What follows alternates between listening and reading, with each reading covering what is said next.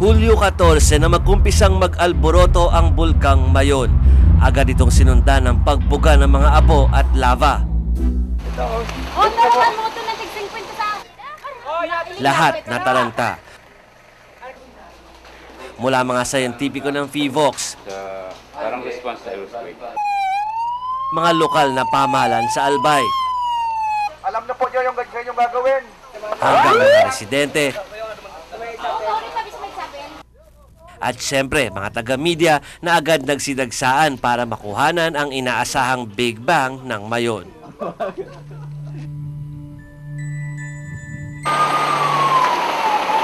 Kasunod nito, ang eksena ng mga malawakang paglilikas, ang pagsasailalim sa Albay sa state of calamity.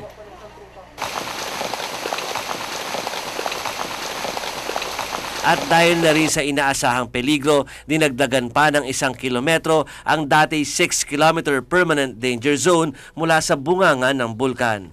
Patuloy nga bumabagsak ang mga nagbabagong bato dito sa pinaka-tail end ng lava flow. At sinasabi ng mga opisyal na mula sa 6.1 nung Sabado ay naging 6.5 na ang layo ng nararating ng lava flow na ito dito sa danger zone.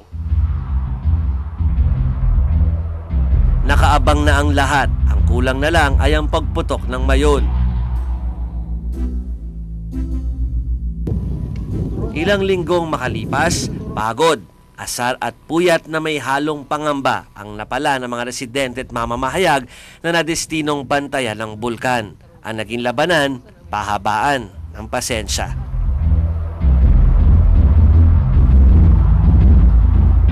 Boom! Nagising lang ang lahat nang magpakawala ng mga pyroclastic material ang Mayon. 6 na araw matapos itaas ang Alert Level 4 sa paligid ng bulkan. Eksklusibo itong nakuna ng team ng SOS show ng aming istasyon. Walang kagatul-gatol na sinabi ng mga taga-PHIVOLCS. Inilabas na ng Mayon ang pinakamatibay na senyales na sasabog na ito. Malubak ang daan papasok sa Barangay Lidong.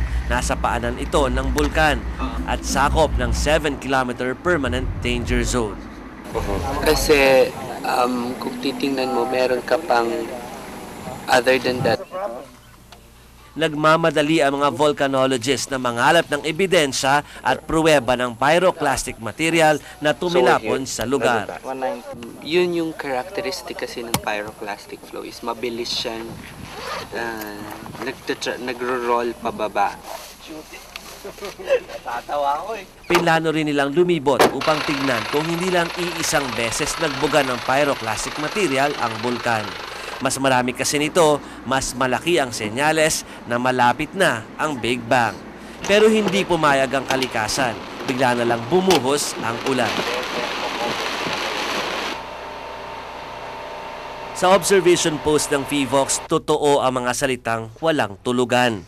Araw at gabi, abala ang mga scientifico ng PHIVOLCS sa pag-monitor ng Mayon. So yung ang operational procedure namin dito is to have a 24-hour basis and shifting basis ito, and we record all whatever observations that we can get. Puno ng mga instrumentong marami ay galing Japan ang kailang tanggapan sa Linyon Hill. Mga teleskopyo, mga kamera, computer, at ang seismograph na nagtatala ng mga volcanic activities na nakukuha ng kanilang mga sensor na nakakalat sa paligid ng Mayon. Nagkataong brownout dito sa Legazpi City na binisita namin ng PHIVOLCS. Kung napapansin nyo, generator nagpapatakbo ng seismograph nila ngayon dito. Importante kasi na tuloy-tuloy lang ang pag-monitor ng PHIVOLCS kahit ano pa ang mangyari. Ginagawang basehan din ng mga taga-PHIVOLCS ang mga nagdaang pagsabog ng Mayon. Sa kanilang museo, makikita ang mga naunang pagsabog ng bulkan. Pinakahuli noong 2004, pero pinakamatindi ay noong 1812. Mahigit 1,000 residente ang namatay at sa tindi nito, tanging kampanaryo na lang ng simbahan ng Kagsawa ang natira sa pagragasa ng lava. Antak pa na pagpunta roon. Pero kung ang mga residente sa paligid ng Mayon ang tatanungin, hindi na raw nila kailangan ng mga high-tech na gamit na made in Japan para sabihin kung puputok na nga ang Mayon o hindi.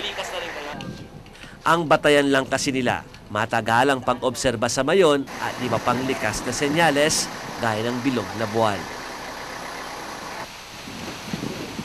Makikita rin daw ang isa pang signos ng pagputok ng mayon sa pagtaas at pagbaba ng tubig sa mga balong malapit sa bulkan. Ang isa dito ipinakita sa front lines ng residenteng si King. Pero dahil mas linya namin ang pagre-report, hindi pagbabasa ng senyales ng tubig, wala naman kaming nakitang kakaiba. Sa nakita mo ngayon, bumabasa, tumaas? Di ko sir ano sir, kasi umulan baga sir. Umulan kasi. Pag bumawas ng tubig sa mga balon, talagang delikado yung mayon. Maliban sa buwan at balon, nararamdaman rin daw ng mga hayop ang napipitong pagputok ng bulkan. Hindi naman naaalangan sa mga paniwalang ito ang mga sayentipiko. Mismong sila kasi, aminado, na walang eksaktong siyensya para sabihin kung kailan ang eksaktong petsa na puputok ang isang bulkan. So, aside from itong mga machines na to, talagang okay din na pinupulsohan natin yung mga kababayan. Umiikot yung mga tao natin. For example, yung pagkakaroon ng rumbling sound, yung tunog, kasi mas malapit sila. Mas alam Minsan nila. naririnig yun pag talagang malakas na yung upo. Pero yung mas malapit, talagang pag ini-interview mo, magsasabi sila kung nasa. At dahil hindi nga makukuha sa siyensya o bolang kristal ang prediksyon ng pagsabog ng mayon, ang pinakamainam na paraan para iwas disgrasya ay matyagang pagmamatsyag at ang pagiging alerto sa lahat ng oras.